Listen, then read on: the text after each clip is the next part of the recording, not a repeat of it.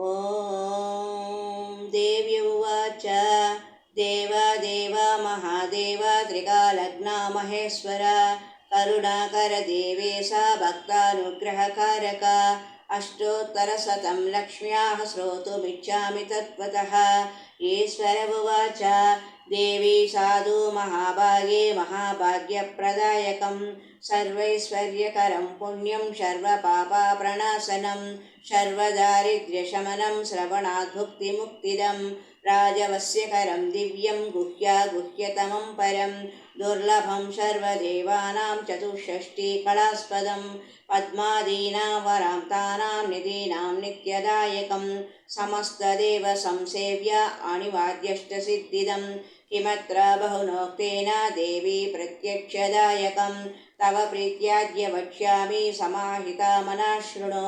अस्य श्रीलक्ष्मी अष्टोत्तरशतनामस्तोत्रमहामन्त्रस्य महालक्ष्मी देवता क्लीं बीजं भुवनेश्वरी शक्तिः श्रीमहालक्ष्मी प्रसादसिद्ध्यर्थे जपे विनियोगः। ॐ श्रां सां मङ्गुष्ठाभ्यां नमः। ॐ श्रां सां मङ्गुष्ठाभ्यां नमः। ॐ श्रीं श्रीं तर्जनीभ्यां नमः। ॐ श्रों सों मध्यमाभ्यां नमः। ॐ त्रैं सैं अनामिकाभ्यां नमः। ॐ स्रौं सौं कनिष्ठिकाभ्यां नमः।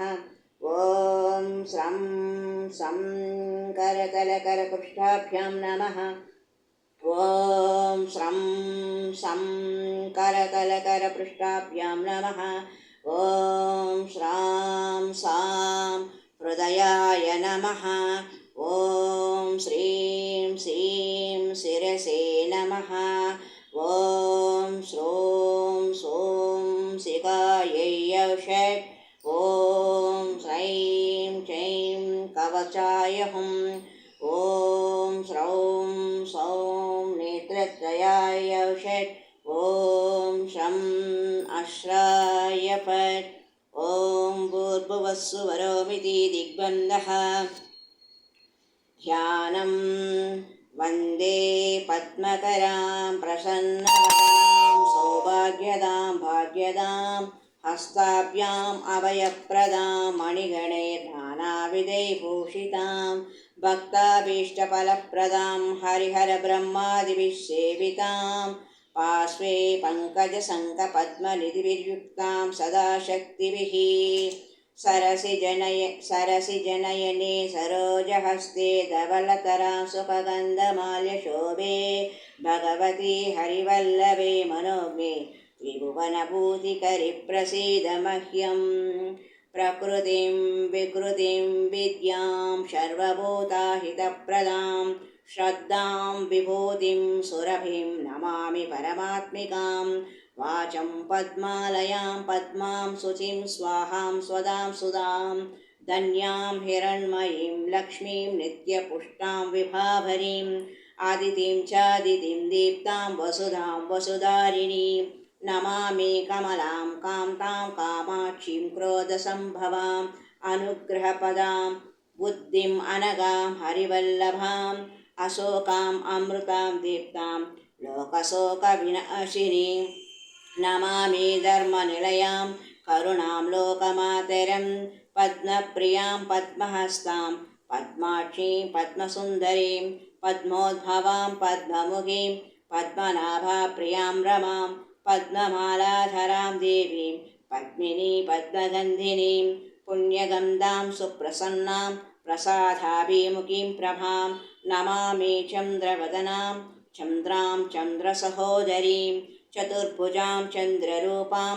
इन्दिरा इन्दुशीतलाम् आह्लादजननीं पुष्टिं शिवां शिवकरीं शतीं विमलां विश्वजननीं पुष्टिं दारिद्र्यनाशिनीं प्रीतिपुष्करिणीं शान्तां शुक्लमाल्याम्बरां श्रियं भास्करीं बिल्वनिलयां वरारोहां यशस्विनीं वसुन्धरामुदाराङ्गां हरिणीं हेममालिनीं धनधान्यकरीं सिद्धिं स्त्रैण्यसौम्यां शुभप्रदां नृपवेश्मागतानन्दां वरलक्ष्मीं वसुप्रदां शुभां हिरण्यप्राकारां समुद्रातनयां जयां नमामि मङ्गलां देवीं विष्णुवक्षस्थलस्थितां विष्णुपत्नीं प्रसन्नाक्ष्मी नारायणसमाश्रितां दारिद्र्यध्वंसिनीं देवी सर्वोपद्रववारिणीं नवदुर्गां महाकाळीं ब्रह्मविष्णुशिवात्मिकां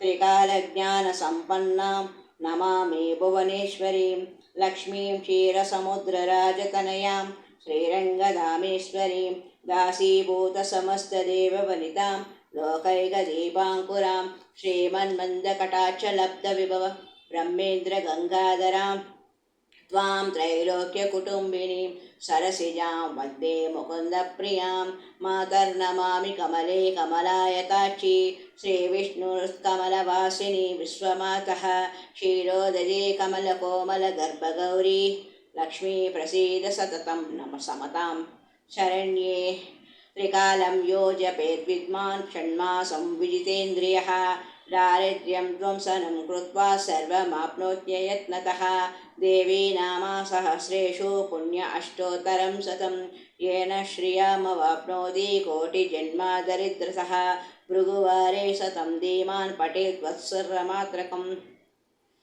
अष्टैश्वर्यम् अवाप्नोति कुबेरा इव भूतले दारिद्र्यमोचनं नाम स्तोत्र अम्बा परं शतं येन श्रियमवाप्नोति कोटिजन्मदरिद्रतः भुक्त्वा तु विपुलान् भोगाः सायुज्यमाप्नुयात् प्रातःकाले पठे नित्यं सर्वदुःखोपशान्तये पटं स्तु चिन्तद्देवी सर्वाभरणभूषिताम् ॐ महादेव्यै च विद्महे विष्णुपत्न्यै च धीमहि तन्नो लक्ष्मी प्रचोदयात्।